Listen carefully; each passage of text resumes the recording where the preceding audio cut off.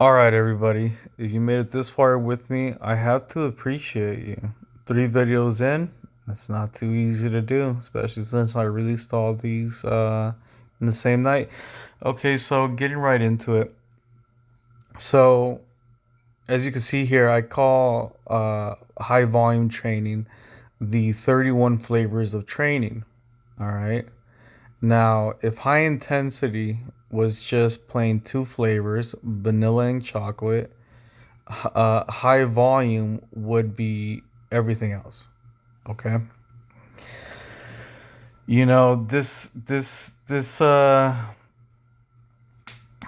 This high volume training is like a catch-all. All right. It Whatever isn't high intensity training, which is basically one set, high intensity, right? High intensity training, basically one set, uh, at two or past failure, um, with lengthy days of recovery, or not lengthy days of recovery, but lengthy stretches of recovery days, and typically utilizing a heavier weight protocol, not exclusively, but a heavier weight protocol to induce as much muscular failure as possible. Now, high volume training is anything beyond one set, is anything where the frequency uh, is gradually increased or is more frequent than 4 7 days, than about once a week, and typically utilizes moderately heavy weights, usually not in the 80 plus percent rep range, but typically in the 50 to 80% rep range. For usually the sweet spot for high volume for most people would be right around 75%, which is a 10 rep max typically for most people.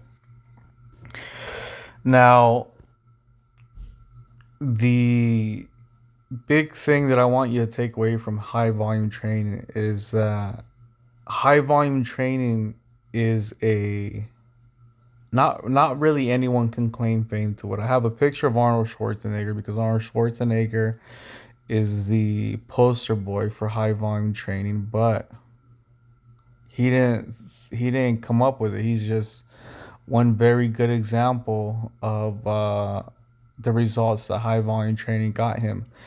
now, now, sure, one can go back and say, okay, well, surely Joe Weider, surely, um, who else? John Grimmick, um, some of the silver era, bronze era lifters. Surely they can be considered uh, founders of high volume training. And do they have their own methodology? Do they have their own way of doing it? Again, that's why it's called the 31 flavors of training, because there is a virtual unlimited ocean of high volume training, whereas there doesn't exist many types of high intensity training. It doesn't give leeway. It's a very limited uh, definition to adhere to. So, high volume training is a natural, again, a natural byproduct of logic. Okay, so naturally, one would think if one set can fatigue the muscle, two sets should fatigue the muscle more. 3 sets, 4 sets, 5 sets, six, so on and so forth. And then surely somebody can logically fathom or rationalize that if once a week yields strength gains, then why not twice a week? 3 times a week? Why not daily? Why not daily multiple times a day? You get what I'm saying? And and so high volume training, that's why there's a plethora of high volume training protocols out there, because just take your pick. Okay? Take your pick. Now, the Forever methodology employs a very hitified version of high volume training. That is to say that one set and lengthy uh, stretches of recovery time are allowed or are given.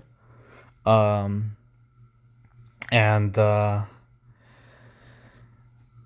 Typically done in one set for the Forever methodology in the 20 plus, but not exclusively, but in the 20 plus up to about 100 rep range. And yeah, so that would be the high volume training origins of this little web series that I'm putting together, the 31 flavors of training. Alrighty, y'all. Thank you and take care.